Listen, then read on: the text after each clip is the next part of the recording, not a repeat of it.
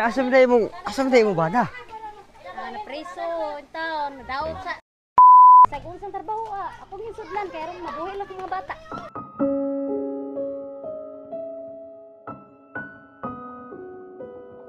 Hello, kumusta mo amigos, it's me again, Dodong Kinit, ug welcome no sa to ang video no, so dako kitag pasalamat sa Ginoo. Tungod karong adlaw gitagana sa tanyag higayon nga makabuhat og maayo sa atong isig ka tawo no, katong mga tawo nga nagkinahanglan gid og suporta. Mao kini higayon na mga mamog share nyo masayra ang istorya sa kinabuhi sa 10 taon kainahan nga nagpakaamahan sa iyang 50 taon ka mga bata. Lisod ang sitwasyon pero gapadayon gihapon si ate no kamo diha bisag naglisod mo. Padayon ra gihapon tayo nabanan sa pagampo sa Ginoo. Mga mamog share amigos, unta dili nyo kalimtan sa pag-share ni nga video no. Dako na nang ikatabang sa atong gibuhat. Ug mao na ni higayuna inyo masairan ang kinabuhi ni Ate Marilyn. Bani mga bata ate? Oh, lima na sila ka buhok. Adra di ka magbuangan ay mo na itong gitabangan ni. Tingting tiga kwarta ba? Kita ka kwarta. Oh.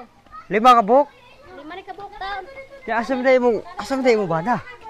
Na preso in town, nadaot sa. Daot sa bawal na gamot. Wala mo mga batas. Do katoy sa prisuhan ya asa man ka nangita sa may pangita nimo karon. Nara diri rasad kanang mga kahoy manay magpagunas ko Sa unsang trabaho ako ginsudlan kay ron mabuhi lang mga bata. Bakit lisod kayo kami? Wala may mahan. Oh, sunod pila ba edad sa kamanghuran? Kare? Bona? Magtulog tuig niya. Tolo? Ya kari? Anis 4. 4 sunod gid. Kato may sunod. Kani 11. 11 nya. Magwangan yan na pay 8 anyos ani kung ikalima wa dire naglaan to, hayra to. Sus kaloy taon ay. Ya nag-eskwela na sila. Eskwela taon. Sige kaloy taon. Magitay ka abot sa inahan. Kumbati lang kita, no. Sabi nagtupi ni mo wa na dakpe. Dakpe nagtupi ani. May na kay Waikas ba? No, Waikas ang tupi. Nako ikahatag mo tay gamay ra kayo. Ha? Paano lang papalit bugas ba kay. Tora man ako ang balay yun sa. Tarito, ayun ani gihapon. Abita na lang, bahala na lang og.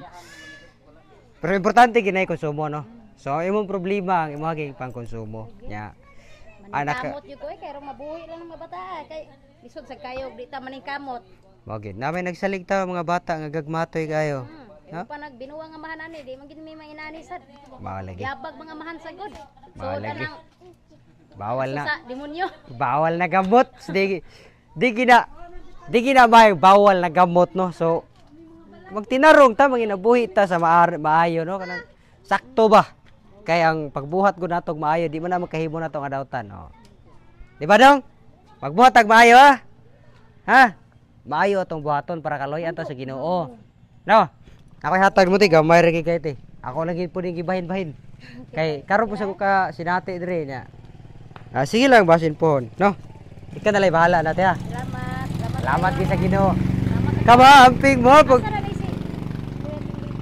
apo siya dito asikaso po, busy po itong tao.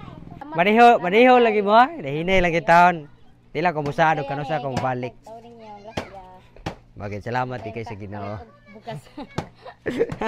Og mo to ang istorya sa kinabuhi ni Ate Marilyn mga mamog sir no. Dili lalim pero gapadayon. Amigos ug amigas, pero bigyan naton timan ano nga ang pagbuhat natog maayo, di na makahimo natong adawtan. Salamat kay sa pagtanaw ni nga video. O God bless kanatong tanan.